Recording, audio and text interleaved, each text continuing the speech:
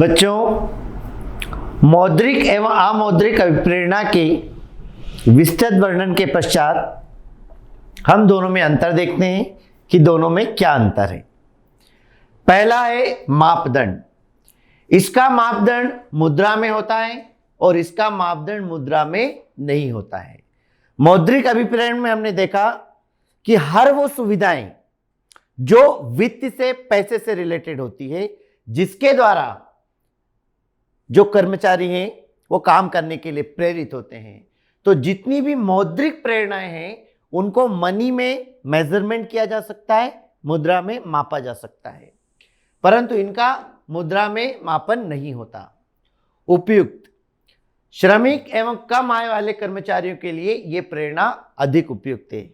जिनकी आय कम है, उन्हें वित्तीय साधनों की अत्यंत आवश्यकता है, तो मौद्रिक प्रेरणाएं उनके लिए ज्यादा उपयुक्त है। अधिकारी एवं उच्च आय कर्मचारियों के लिए ये प्रेरणाएं उपयुक्त है। जिन्हें पैसों की ज्यादा आवश्यकता है उनके लिए मौद्रिक, और जिन्हें पद, प्रतिष्ठा, मान सम्मान की ज्यादा आवश्यकता है उनके लिए अमौद्रिक प्रेरणाएं ज्यादा उपयुक्त है। इससे अनिवार्य आवश्यकताओं की संतुष्टि होती है और इससे उच्च स्तरीय आवश्यकताओं की संतुष्टि होती है। मौद्रिक प्रेरणाएं मतलब पैसे के माध्यम से व्यक्ति अपने डेली रूटीन की आवश्यकताओं को पूरी करते हैं।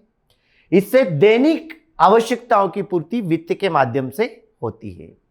परंतु अमौद्रिक अभिप्रेरणा में उच्च स्तरीय आवश्यकताएं, जैसे व्यक्ति को संतुष्टि, मान, प्रतिष्ठा, पद आदि की आवश्यकता होती है, वह अमौद्रिक अभिप्रेरणा के द्वारा ही पूरी हो सकती है। मौद्रिक प्रेरणाएं दृश्य होती है, दिखाई देती हैं, अर्थात पैसे के माध्यम से जिस प्रकार उसका वित्तीय प्रेरणा बढ़ती जाती है, उसकी वित्तीय साधन भी बढ़ते चले जाते हैं।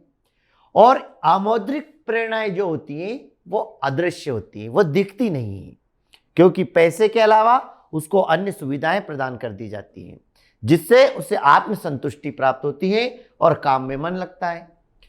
क्रियान्वयन, इन्हें तुरंत क्रियान्वित किया जा सकता है और इन्हें क्रियान्वयन के पूर्व या पश्चात पर्याप्त किया जा सकता है।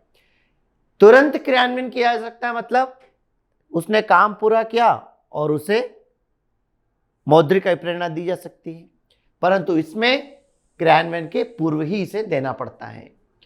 इन्हें कम या ज्यादा किया जा सकता है और ये एक बार अगर हम जब सुविधा प्रदान कर देते हैं तो इन्हें कम ज्यादा नहीं किया जा सकता है।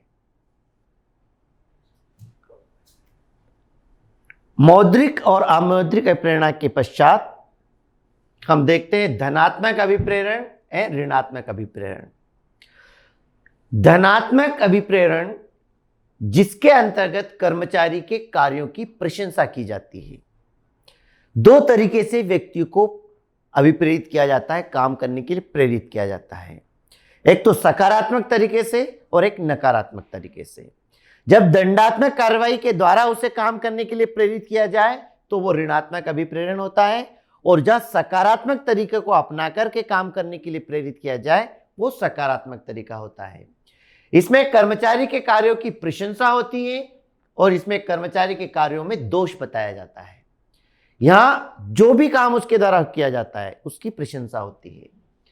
इसके प्रतिफल में धन और सम्मान मिलता है, इसमें दंड मिलता है, और इससे कर्मचारी में स्थायित्व आता है, इससे कर्मचारियों में अस्थायित्व आता है। धनात्मक अभिप्रेरण से कर्मचारी काम करने में स्थायित्व महसूस करते हैं, और यहां पर अस्थायित्व मतलब नकारात्मकता आने के कारण व्यक्ति उसको बर्दाश्त नहीं करता और नौकरी छोड़कर भी जा सकता है। धनात्मक अभिप्रेरण से मनोबल में वृद्धि होती है और इससे मनोबल में कमी आती है। धनात्मक सकारात्मक प्रेरण से सकारात्मक विचार उत्पन्न होते हैं और काम करने के लिए प्रेरित किया जाता है। स्वतंत्र होकर व्यक्ति काम करता है, जबकि ऋणात्मक में हर प्रकार से दंडात्मक कार्रवाई को अपनाना पड़ता है और एक मनुष्य का स्वभाव है कि वह नकारात्मक चीजों को ग्रहण नहीं करता है और उससे नकारात्मक अभिप्रेरण के माध्यम से वो जॉब छोड़ भी सकता है। इससे कार्यक्षमता बढ़ जाती है और इससे कार्यक्षमता कम हो जाती है, क्योंकि इसके अंतर्गत व्यक्ति निश्चिंत होकर काम करता है और इसके अंतर्गत व्यक्ति के ऊपर मानसिक दबाव आता है। जिससे वो काम नहीं कर पाता है। और इसका प्रयोग अधिकतर होता है, इसका प्रयोग कभी कभी होता है। तो इस प्रकार अभिप्रेरण धनात्मक और ऋणात्मक दोनों प्रकार से होती है। ज्यादातर धनात्मक अभिप्रेरण को ही अपनाया जाता है, जिससे कर्मचारी और काम करने के लिए प्रेरित होते हैं। परंतु कहीं कहीं जहां अनुशासन की बहुत ज्यादा आवश्यकता हो, वहां पर बहुत कम दशाओं में ऋणात्मक अभिप्रेरण को अपनाया जाता है।